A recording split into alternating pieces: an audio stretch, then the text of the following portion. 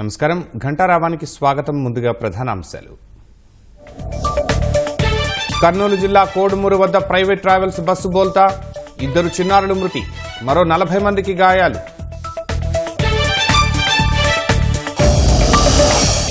సినీ ఫక్కీలో తప్పించుకుని తిరుగుతున్న పిన్నెల్లి రామకృష్ణారెడ్డి, హైదరాబాద్లో గాలింపు, తమిళనాడు పారిపోయారని ప్రచారం.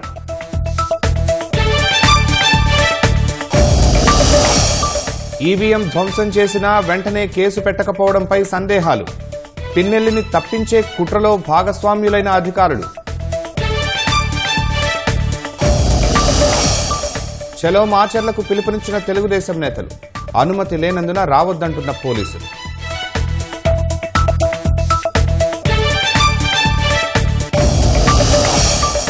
కడప నగరంలోని బుగ్గవంక రక్షణ గోడకు కలగని మోక్షం, మళ్లీ వర్షాకాలం వస్తుండటంతో స్థానికుల్లో భయాందోళన.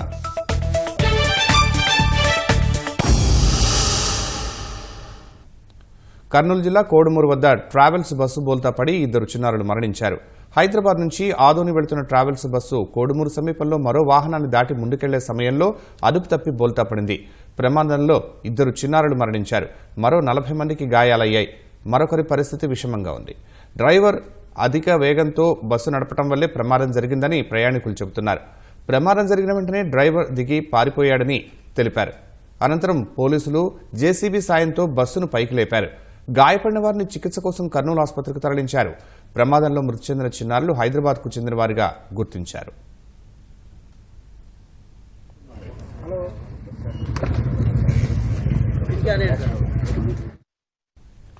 పోలింగ్ రోజున ఆ తర్వాత మాచర్లలో వైకాపా నాయకులు జరిపిన దాడిలో గాయపడిన తెలుగుదేశం శ్రేణులను పరామర్శించేందుకు నేడు చలో మాచర్ల కార్యక్రమానికి తెలుగుదేశం పార్టీ పిలుపునిచ్చింది. అయితే చలో మాచర్ల కార్యక్రమానికి అనుమతి లేదని పల్నాడు జిల్లా ఎస్పీ మల్లికా గార్గ్ ప్రకటించారు. ఈ నేపథ్యంలో బ్రహ్మారెడ్డితో పాటు తెలుగుదేశం బృందంలో ఉన్న ఇతర నేతల ఇళ్ల వద్ద పోలీసులు మోహరించారు. గుంటూరులో నక్క ఆనందబాబు, కనపర్తి శ్రీనివాసరావు ఇళ్ల వద్ద పోలీసులు కాపలా ఉన్నారు. పోలింగ్ మరుసటి రోజు నుంచి జూలకంటిని గృహ నిర్బంధం చేశారు.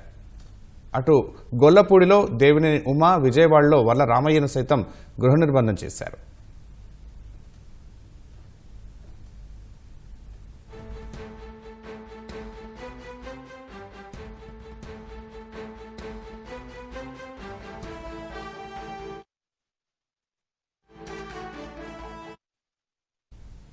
పోలింగ్ రోజున ఈవీఎంను ధ్వంసం చేసి అడ్డొచ్చిన వారిపై దాడులకు పాల్పడి విధ్వంసానికి పాల్పడిన మాచర్ల ఎమ్మెల్యే పిన్నెల్లి రామకృష్ణారెడ్డి కోసం పోలీసుల గాలింపు కొనసాగుతోంది.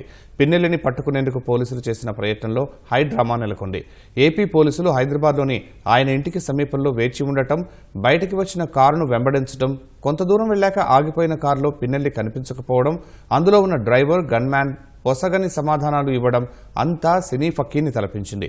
పక్కా ప్రణాళికతో ఆయన పారిపోయినట్లు నిర్ధారణకు వచ్చిన ఏపీ పోలీసులు ఆయన్ను పట్టుకునేందుకు వేట కొనసాగిస్తున్నారు. పోలింగ్ రోజున మాచర్ల నియోజకవర్గంలోని పాల్వాయి గేట్ పోలింగ్ కేంద్రంలో ఈవీఎం ధ్వంసం చేసిన పిన్నెల్లి రామకృష్ణారెడ్డి పోలీసులకు చిక్కకుండా పరారీలో ఉన్నారు. పోలింగ్ రోజున జరిగిన ఘటనలో కేసు అవుతుందని గ్రహించిన ఆయన తన సోదరుడు వెంకట్రామిరెడ్డితో కలిసి హైదరాబాద్ అదే రోజు చేరుకున్నట్లు తెలుస్తోంది. కేపీహెచ్బీలోని ఇందూ విల్లాస్ లో ఉన్న తన నివాసంలో రామకృష్ణారెడ్డి, ఆయన సోదరుడు గచ్చిబౌలిలోని మరో ఇంట్లో ఉంటున్నారని విశ్వసనీయ సమాచారం. ఈవీఎం ధ్వంసంపై పోలింగ్ రోజే గురజాల పోలీసులు కేసు నమోదు చేసినా మంగళవారం దానికి సంబంధించి సీసీ కెమెరా దృశ్యాలు బహిర్గతం కావడంతో కలకలం రేగింది. రామకృష్ణారెడ్డి తీరుపై సర్వత్రా తీవ్ర విమర్శలు వ్యక్తమవడంతో అప్రమత్తమైన పోలీసులు ఆయన కోసం గాలింపులు మొదలుపెట్టారు. ఫోన్ ఆధారంగా ఆయన హైదరాబాద్ లో ఉంటున్నట్లు తెలుసుకుని బుధవారం ఉదయం గురజాల డీఎస్పీ ఆధ్వర్యంలోని ప్రత్యేక పోలీసు బృందం ఇందూ విల్లాస్ కు చేరుకుంది.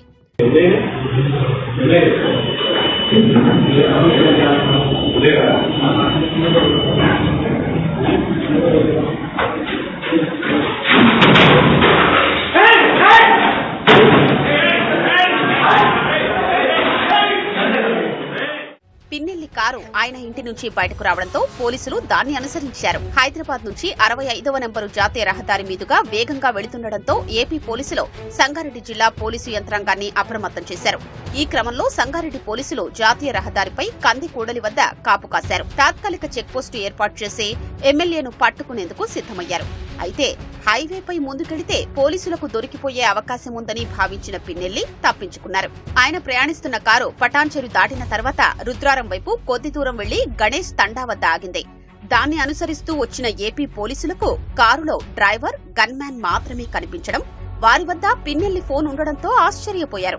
వారిద్దరిని విచారించడంతో కారు ఆగగానే ఫోన్ తమకిచ్చిన పిన్నెల్లి డివైడర్ దాటి రోడ్డుకు అటువైపు వెళ్లారని, అప్పటికే అక్కడ మరో వాహనం సిద్ధంగా ఉందని, అందులో ఎక్కి హైదరాబాద్ వైపు వెళ్లిపోయారని వివరించారు. వారిద్దరిని అదుపులోకి తీసుకున్న ఏపీ పోలీసులు సంగారెడ్డి సీసీఎస్ కు తరలించారు. దాదాపు అరగంట పాటు వారిని అక్కడ విచారించి అనంతరం తమతో తీసుకెళ్లారు.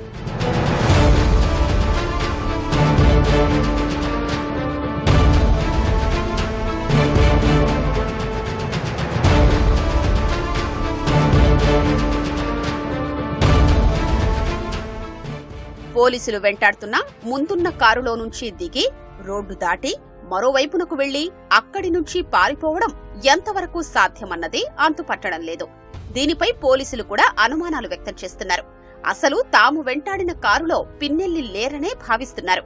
పిన్నెల్లి ఫోన్ ఆధారంగా ఆయన హైదరాబాద్ లో ఉన్నట్లు ఏపీ పోలీసులు పసిగట్టారే తప్ప ఆయన్ని వారు చూడలేదు. జాతీయ రహదారిపై ఆయన కారును అనుసరించారు. చివరకు కారును, అందులో డ్రైవర్, గన్మ్యాన్లను పట్టుకున్నారు. విశ్వసనీయ సమాచారం మేరకు పిన్నెల్లి ముందుగానే హైదరాబాద్ నుంచి పరారయ్యారని, పోలీసుల్ని తప్పుదోవ పట్టించేందుకే తన ఫోన్ను ఇంట్లో వదిలేసి వెళ్లారని, పోలీసుల రాకను గమనించిన ఆయన డ్రైవర్, గన్మ్యాన్లను తన కారులో వెళ్లిపోవాలని ముందుగానే సూచించి ఉంటారని, సెల్ ఫోన్ సిగ్నల్స్ ఆధారంగా కారును గుర్తించిన ఏపీ పోలీసులు ఆ కారును అనుసరిస్తూ వెళ్లారని తెలుస్తోంది. అంతే తప్ప ఆ కారులో అసలు పిన్నెల్లి లేరని, పోలీసుల్ని తప్పుదోవ పట్టించేందుకు ఈ వ్యూహం రచించి ఉంటారని అనుమానిస్తున్నారు.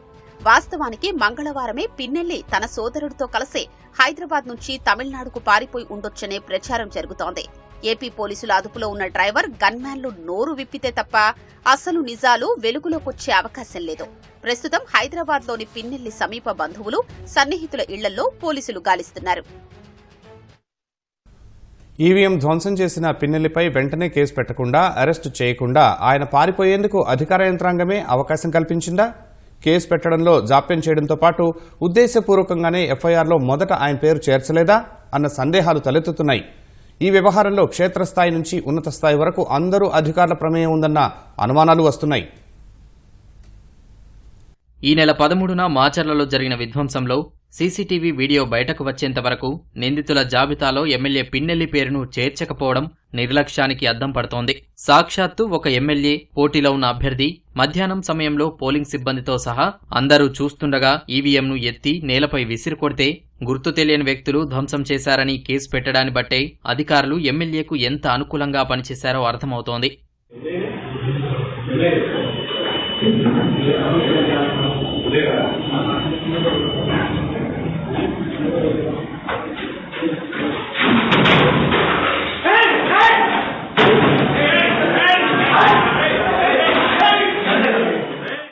పోలింగ్ కేంద్రంలో 13న మధ్యాహ్నం రామకృష్ణారెడ్డి ఈవీఎంను, వీవీప్యాట్ను ధ్వంసం చేసిన సంఘటనలు సీసీటీవీలో రికార్డవడంతో పాటు అక్కడి పోలింగ్ సిబ్బంది సెల్ ఫోన్లో రికార్డు చేశారు. కానీ ఈ నెల 15వ తేదీ మధ్యాహ్నం వరకు పోలీస్ స్టేషన్లో ఫిర్యాదు చేయలేదు. ఇలాంటి ఘటన జరిగినప్పుడు అక్కడ పోలింగ్ అధికారి విషయాన్ని తక్షణం ఉన్నతాధికారుల దృష్టికి తీసుకెళ్లాలి, పోలీసులకు ఫిర్యాదు చేయాలి. కానీ ఎమ్మెల్యేపై భయభక్తులతో ఫిర్యాదు చేసేందుకు పోలింగ్ అధికారి ముందుకు రాలేదు.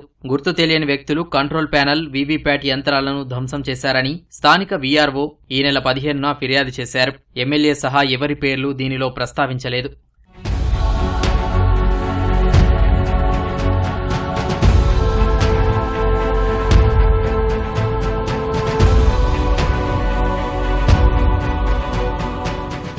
ఈవీఎంల ధ్వంసం, పోలింగ్ కేంద్రాల వద్ద గొడవలు సృష్టించిన వారిపై చర్యల కోసం సీసీటీవీ ఫుటేజ్ ని పోలింగ్ జరిగిన మర్నాడే పోలీసులకు అందజేశామని రాష్ట్ర ప్రధాన ఎన్నికల అధికారి ముఖేష్ కుమార్ మీనా బుధవారం చెప్పారు. కానీ ఎమ్మెల్యే పేరు మొదటి ఎఫ్ఐఆర్లో చేర్చకపోవడంపై అనుమానాలు వ్యక్తమవుతున్నాయి. రాష్ట్రంలో పాలన యంత్రాంగాన్ని నడిపే అత్యున్నత అధికారి వైకాపాకు మేలు చేసేలా వ్యవహరించినప్పుడు కింది స్థాయి అధికారులు ఆయన బాటలో నడవడంలో ఆశ్చర్యమేముందన్న విమర్శలు ఉన్నాయి. సీసీటీవీ ఫుటేజ్ బయటకు రావడం, ఆ తర్వాత కేంద్ర ఎన్నికల సంఘం స్పందించడంతో ఎమ్మెల్యే పేరును నిందితుల జాబితాలో చేర్చారని, లేకుంటే ఆ నిజాన్ని సమాధి చేసేవారన్న విమర్శలొస్తున్నాయి.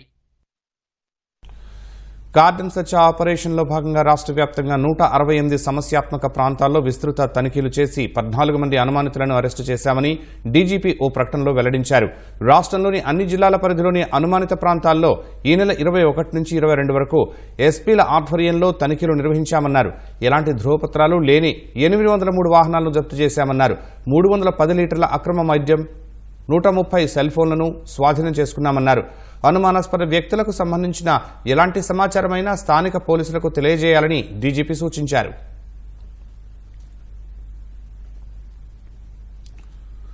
వర్షాకాలం వస్తుందంటేనే కడప నగరవాసుల గుండెల్లో రైళ్లు పరిగెడుతున్నాయి. బుగ్గవంక పొంగినప్పుడల్లా స్థానికులు కట్టుబట్టలతో అవస్థలు పడాల్సి వస్తోంది. బుగ్గవంక ముంపు నుంచి స్థానికులను కాపాడేందుకు రక్షణ గోడల నిర్మాణం 3 ఏళ్లుగా పూర్తి కాలేదు. ఇది కడప బుగ్గవంక. ఈ పేరు వినగానే 2001లో నగరాన్ని ముంచెత్తిన వరదలే గుర్తొస్తాయి. అందరూ నిద్రిస్తున్న సమయంలో వచ్చిన వరద పదుల సంఖ్యలో ప్రాణాల్ని బలిగొంది. కోట్ల రూపాయల నష్టాన్ని మిగిల్చింది. ఎందరో జీవితాలు రోడ్డున పడ్డాయి. 2019 నవంబర్లోనూ బుగ్గవంకకు వరద పోటెత్తింది. భారీగా ఆస్తి నష్టం సంభవించింది. వందల కుటుంబాలు నిరాశ్రయులయ్యి కట్టుబట్టలతో మిగిలాయి.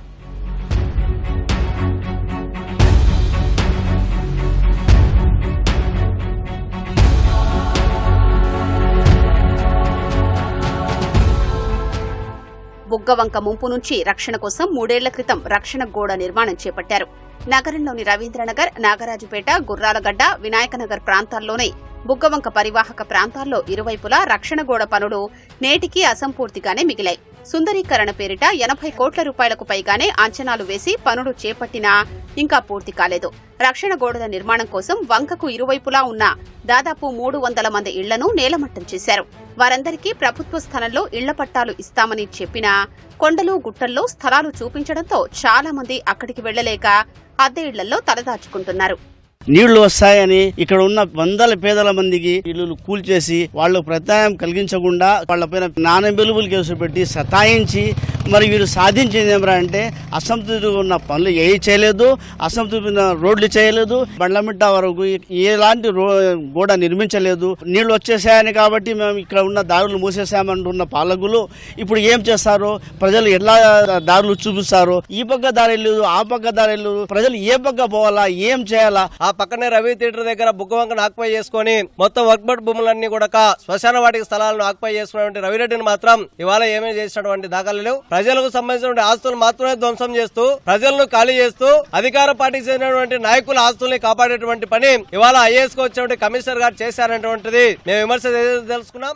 జగన్మోహన్ రెడ్డి మేనమామ రవీంద్రారెడ్డి సంబంధించిన థియేటర్ కాడికి వచ్చి వంక గోడ కుదించుకుపోయిన పరిస్థితి. అక్కడ 40 అడుగుల సంబంధించిన రోడ్డు వస్తే కన్నా అక్కడ సంబంధించిన థియేటర్ పోతుందని థియేటర్ పోకుండా ఇవాళ రెవెన్యూ, కార్పొరేషన్, అదేవిధంగా ఇరిగేషన్ అధికారులు పూర్తిగా వంపు తిప్పి రక్షణ గోడ సంబంధం దాంట్లో పూర్తిగా లోపల కుదించుకుపోయిన పరిస్థితి. ఇవాళ వర్షం నీళ్లు కన్నా పైనుంచి వస్తే కన్నా ఆ నీళ్లు కూడా పొంగి పొల్లి తిరిగి ఇట్లా పాత బస్ స్టాండ్ వైపు వచ్చే అవకాశం ఉంది. రవీంద్రనగర్ నుంచి నగరంలోకి రావాలంటే బుగ్గవంక మీద వంతెన నిర్మించడానికి ఏడాది కిందట సీఎం జగన్ శంకుస్థాపన చేశారు. నేటికి పనులు మొదలు కాలేదు. ఫలితంగా రవీంద్రనగర్ వాసులు ఏడాది పాటు బుగ్గవంక మురుగు కాలువ గొట్టం నుంచి రాకపోకలు సాగించారు. ఇప్పుడు దాన్ని మూసేశారు. చుట్టూ 2 కిలోమీటర్లు నడుచుకుంటూ కడప పాత బస్టాండుకు చేరుకోవలసిన పరిస్థితి రవీంద్రనగర్ వాసులది. కాగితాల పెంట వద్ద రక్షణ గోడ నిర్మించలేదని స్థానికులు ఆందోళన చెందుతున్నారు. వంకకు వరద వస్తే కాగితాల పెంటలోకొస్తుందని స్థానికులు వాపోతున్నారు. రాష్ట్ర ముఖ్యమంత్రి గారు యొక్క కడప నగరంలో ఉన్నటువంటి రాజు మార్గ్ ఓపెనింగ్ వచ్చి 20 కోట్ల రూపాయలతో ఈ యొక్క బ్రిడ్జిని మేము శాంక్షన్ చేశాము. ఈ యొక్క బ్రిడ్జిని మేము జెట్ టైప్ లో నిర్మించబోతామని చెప్పేసి ఇదే కమిషనర్ గారు, ఇదే ఆర్డీఓ గారు, ఇదే ఎంఆర్ఓ గారు అందరూ ఈ యొక్క నమూనాలను అన్నింటినీ తీసుకొని పోయి అక్కడ ముఖ్యమంత్రి గారికి పెడితే ఆయన కూడా ఓపెనింగ్ చేసేసినాము, టెండర్లు పిలిచినాము, ఆగస్టులో మేము ఇది చేస్తున్నాము, నవంబర్ కల్లా అయిపోతుంది, డిసెంబర్ కల్లా జనాలు తిరిగేటువంటి పరిస్థితి తీసుకొచ్చామని చెప్పి ప్రగల్భాలు చెప్పినారు. అయితే ఇప్పటికీ ఈరోజు ఇక్కడ కనీసం ఒక ఇటుక పిల్ల పెట్టేటువంటి పరిస్థితి కూడా లేదు. అప్పుడైతే ఏ ఉద్దేశం ఏదైతే ప్రభుత్వము ఈ బుగ్గంక సైడ్ ఉన్న ఇల్లు కులగొట్టారో వాళ్ళకి అన్యాయం చేయడమే కాకుండా కనీసం ఆ బ్రిడ్జి నిర్మాణం కూడా అదేదో చైనా వాళ్ళ బ్రిడ్జి మాదిరిగా వీళ్ళు ఉద్దేశం చూసుకుని బ్రిడ్జి నిర్మాణం ఇంతవరకు చేయకపోవడం, అంజద్ బాషా పలుసార్లు ఓపెనింగ్ చేసి ఈయనకు ఖచ్చితంగా పేరు తగ్గట్టుగా ఓపెనింగ్ల భాష అని మరొకసారి నిరూపణ చేసుకున్నారు. పాలకులు హామీలకే పరిమితమవుతున్నారు తప్పితే శాశ్వత చర్యల్ని తీసుకోలేకపోతున్నారనే విమర్శలు వ్యక్తమవుతున్నాయి. లోక్సభ ఎన్నికల్లో ఇండియా కూటమి విజయం సాధిస్తే దేశానికి తదుపరి ప్రధాని అయ్యే ఉద్దేశం తనకు లేదని ఢిల్లీ సీఎం అరవింద్ కేజ్రీవాల్ అన్నారు. నియంతృత్వ పాలన నుంచి దేశాన్ని, ప్రజాస్వామ్యాన్ని రక్షించడమే తన లక్ష్యమని ఒక మీడియా సంస్థకి ఇచ్చిన ఇంటర్వ్యూలో ఆయన తెలిపారు. భాజపా మళ్లీ అధికారంలోకి వస్తే ప్రతిపక్ష నేతలందరూ జైల్లో ఉంటారన్న ఆప్ అధినేత ఎన్నికలను హైజాక్ చేస్తారని ఆరోపించారు. లోక్సభ ఎన్నికల్లో ఇండియా కూటమి 300 స్థానాల్లో విజయం సాధిస్తుందని ఆశాభావం వ్యక్తం చేసిన కేజ్రీవాల్ తమ కూటమి స్థిరమైన ప్రభుత్వాన్ని ఏర్పాటు చేస్తుందని వెల్లడించారు. జూన్ 4న ఫలితాల అనంతరం ఇండియా కూటమి ప్రధానిని ఎంచుకుంటామని తెలిపారు. రాహుల్ గాంధీని ప్రధానిగా అంగీకరిస్తారా అని ప్రశ్నించగా దానిని సిద్ధాంతపరమైన ప్రశ్నగా అభివర్ణించిన కేజ్రీవాల్ తాము దాని గురించి ఇంకా చర్చించలేదని, తాము అందరం కలిసి చర్చించి ఆ అంశంపై నిర్ణయం తీసుకుంటామని జవాబిచ్చారు. పశ్చిమ బెంగాల్లో 2010 తర్వాత జారీ అయిన అన్ని ఓబీసీ ధృవపత్రాలను రద్దు చేస్తూ కలకత్తా హైకోర్టు సంచలన తీర్పు వెలువరించింది. ఇటీవల ఉపాధ్యాయ నియామక కుంభకోణం కేసులో 26,000 మంది టీచర్ల ఉద్యోగాలు రద్దు చేసి మమతా ప్రభుత్వానికి షాక్ ఇచ్చిన హైకోర్టు తాజాగా ముస్లింలు సహా పలు ఉపకులాలకు ఓబీసీ కోటాను రద్దు చేసింది.